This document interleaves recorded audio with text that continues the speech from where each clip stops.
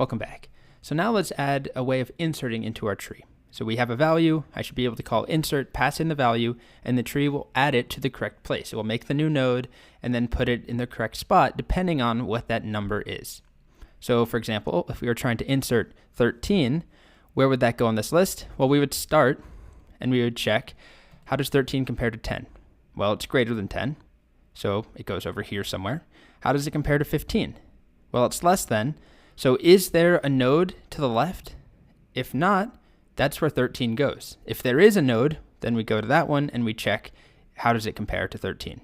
Do we go to the left or the right? But there is no node, so that means this is 13's new home. Or on a slightly larger scale, if we did an insert of, 68, I'll pause it. First we check, is there a root? If there's no root, then that becomes our root. But there is, so we compare 68 to 41. And it is greater than 41. So we check, well, is there a right? Is there a node over here? And there is. So we compare 65 now to 68.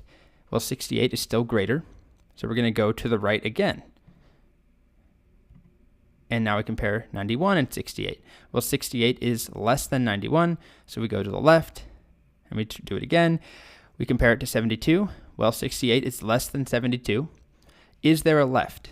No, there is not. So that means this is where 68 goes. That is its new home. So those are the steps that we follow. And if you want, here's the pseudocode. You can do this iteratively or recursively. I think it's easiest to do it personally iteratively, but either one will work. The rough outline, you don't have to follow this order exactly, verbatim. You don't have to create a new node on line 1. But at some point, you create a new node. And then you start at the root. You check if there is a root. If there's not, well, that's super easy. You're lucky.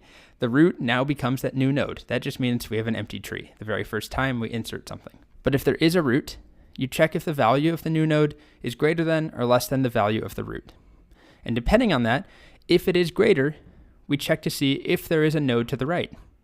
If there is, move to that node and repeat the steps. So have some sort of loop, right? A while loop. I would just do like while true. Have something continue to go, if you're doing it iteratively at least.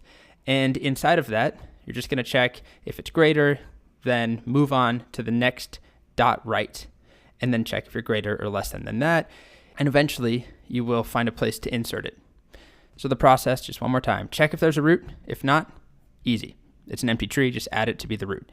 If there is a root, compare your new value to see if it's greater than or less than. And if it's greater than, you need to check if there is a node. If there's nothing there, then that is the new home. Same thing if it's less than. You need to check, is there a dot left? If it's not, or if there is no dot left, then that's your new home. Otherwise, you just move on to that dot right and you repeat the steps, or you move on to the dot left and repeat the steps. Just like we saw here. If we try to insert 13, we check, is there a root? Yes. Okay, so 13 is greater than 10. That means we need to check, is there a dot right? Yes. So now this is where we start again, the same process. Is 13 greater than or less than 15? It's less than. So is there a dot left? No. So that is where 13 goes. And then we would return at that point. So I didn't add this in the pseudocode, but I think it's best to return the entire tree at the end of the method.